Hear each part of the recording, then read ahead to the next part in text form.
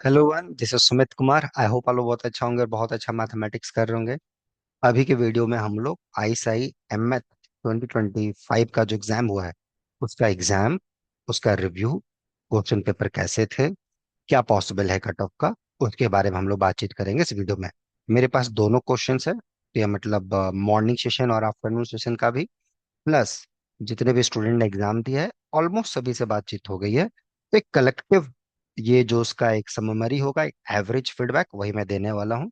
ये नहीं कि ये स्टूडेंट ने ये बोला तो ये है, ये इसको बोला तो नहीं। एक कलेक्टिव फीडबैक, ठीक है। तो पहले तो बात करें, जैसा कि आप लोग देख रहे होंगे, दो paper, PMA morning session and PMB afternoon session, ये आप लोग ने दिया, बहुत बढ़िया। पीएमए जो था, बहुत लोगों को लगा कि एज यूजुअल जैसा क्वेश्चन रहता है आईएसआई का वैसा ही था। बहुत ज्यादा ना टफ था ना बहुत ही ज्यादा आसान था, एज यूजुअल जैसा उसका रहता है। पीएमबी पे आ जाए, बहुत सारे स्टूडेंट्स, मेरे स्टूडेंट जिनका अभी तक अच्छे जगह सिलेक्शन हुआ है, उनका मानना था कि क्वेश्चन पेपर आसान था। किसका? पीएमबी का। तो चलो उन दोनों को मैं साइड कर देता हूँ।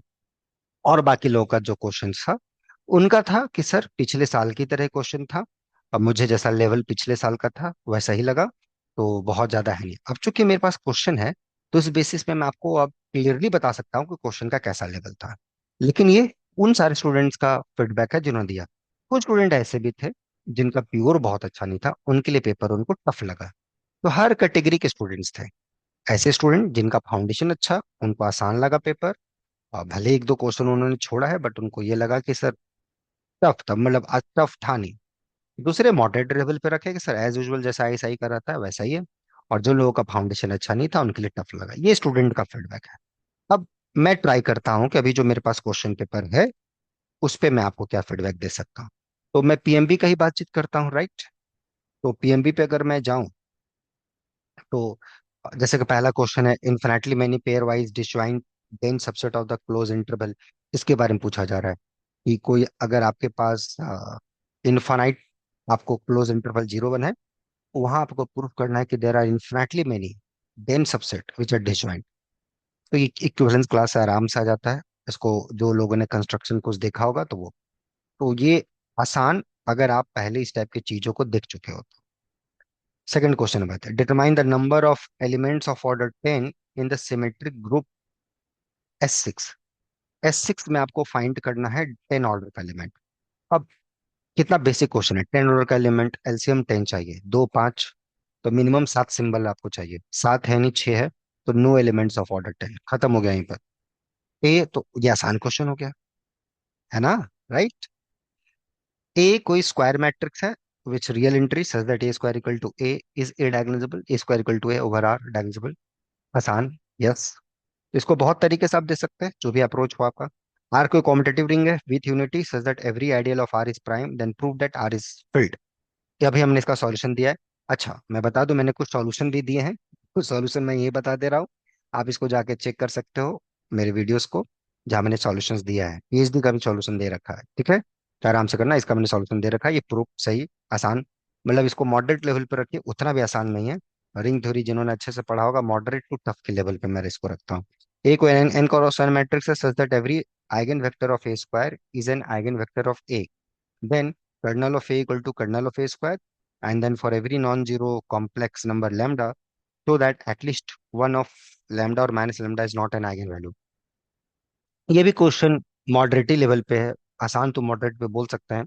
अगर आप थोड़ा बहुत आइगन वैल्यूज आइगन वेक्टर पे पकड़ होगा, तो मैं तो मान के चल रहा हूँ कि जो लोग बच्चे वीडियो देख रहे हैं आइगन वैल्यूज आइगन वेक्टर आप देखे होंगे, अदरवाइज क्वेश्चन ही नहीं आप बना सकते हैं। क्लियर हुआ? ओके। तो फॉर एग्जाम्पल जैसे कि मैं इस पे आ जाऊँ, तो अब ए स्क्वायर का जो भी आइगन वेक्टर है वो ए का भी आइगन वेक्टर, तो कर्नल ऑफ ए स्क्वायर आ गया।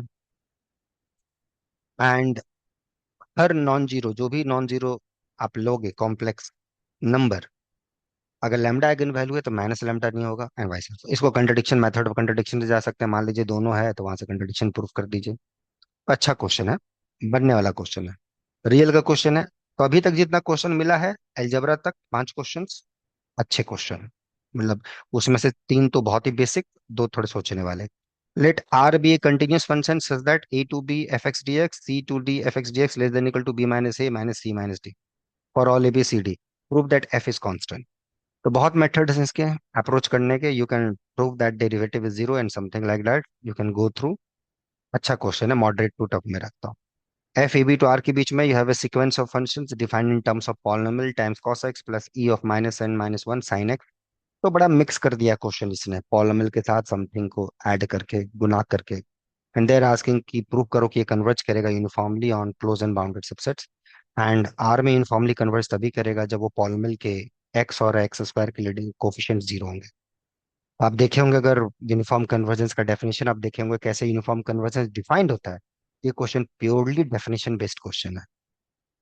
तो आसान ही है ये क्वेश्चन, अगर यूनिफॉर्म कन्वर्जेंस आपने पढ़ा है, नहीं पढ़ा है तो फिर कोई उपाय नहीं है, बनेगा नहीं क्वेश्चन आपसे। लेकिन चूंकि क्वेश्चन थोड़ा लंबा हो जाता है, लोगों को लगता है बड़ा टफ है, उतना टफ है नहीं। Consider sequence of independent coin tosses with the probability का क्वेश्चन है, होपफुली आप लोगों ने किया होगा। फिर एक नंबर कॉम्बिनेटोरिक्स का क्वेश्चन है, होप वो भी। एक रियल का एक और क्वेश्चन है, वाई जीरो से infinity zero non negative continuous function है, और y t less than equal to zero t y s d s for all t y is identically zero use mean value theorem to get the answer of this. तो total 10 में से 6 से 7 question ऐसे थे जो ठीक थे, moderate थे, ऊपर भी नहीं उसके आसपास। 3 क्वेश्चन ऐसे हैं जो ढंग के क्वेश्चन थे, थोड़ा सोचने वाले थे। ठीक है, प्रोबेबिलिटी का भी क्वेश्चन ऐसा ही था, बहुत ही टफ नहीं था। तो ऐसा, इन क्वेश्चंस को ध्यान में रख के ये तो पता चल गया कि क्वेश्चंस के लेवल ठीक ठाक थे। बहुत अच्छा तो मैं नहीं बोल सकता क्योंकि क्वेश्चन है मेरे पास। तो ठीक ठाक उनके लिए जिनका फाउंडेशन अच्छा, और जिनका फाउंडेशन नहीं अच्छा उनके लिए ठीक ठाक नहीं है। तो ये आपको डिसाइड करना है कि आपका फाउंडेशन कैसा है, राइट, है ना। तो कट ऑफ अगर मान लो पिछले बार फॉर एग्जांपल मान लो 100 में अगर 24 होगा, तो इस बार 26 जाएगा या 28, इसी का आपसे 30 के अंदर ही रहेगा, 30 को क्रॉस नहीं करेगा। अगर पिछली बार 100 में मान लो 24 था कट ऑफ, तो यही 6 मार्क्स आगे बढ़ेगा। लेकिन बढ़ेगा जरूर कट ऑफ, कम नहीं होगा इस बार, ठीक है। तो ये था इस बार एग्जाम का लेवल और ये एग्जाम का फीडबैक। जहां तक सॉल्यूशन की बात है, कुछ सॉल्यूशन हमने दिया है, और होपफुली आप लोग ने देखा होगा, नहीं देखा होगा देख लीजिएगा। और कोई क्वेश्चन आपसे नहीं बना है आप कमेंट सेक्शन में बता सकते हैं, हम लोग उसका आपको आंसर देंगे। कुछ लगभग सॉल्यूशन तो मैंने यही बता दिया है, बाकी आप कुछ देख सकते हैं, ठीक है। बाकी मजे से रहें, मैथमेटिक्स अच्छा करें। और जिनको फाउंडेशन वाइज प्रॉब्लम है तो यहाँ रेगुलर बैच है, 2 जून से स्टार्ट होगा, जुड़िए और मैथ को अच्छा कीजिए। हम लोग हैं आपके साथ, ठीक है। मिलते हैं बहुत ही जल्द। Till then enjoy the subject, take care, bye.